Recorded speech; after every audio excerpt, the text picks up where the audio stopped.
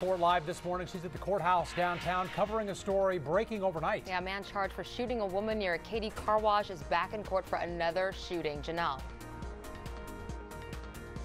Yeah, guys, he appeared here in court overnight, and turns out that Nicholas D'Agostino wasn't lying when he said that he'd shot at least 4 other women in similar incidents. This most recent arrest comes from a shooting back in March, and really the scariest part about this whole thing is that police say that D'Agostino is targeting women drivers here in the Katy area.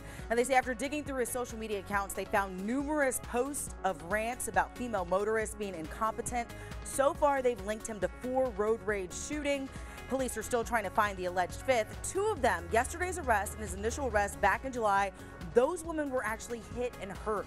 Now, police say D'Agostino has admitted to these shootings, but says they were in self-defense of the erratic driving of these women. He's facing multiple charges of aggravated assault with a deadly weapon, and that judge set his bond at $250,000. Back to you guys. Okay, Janelle, thank you.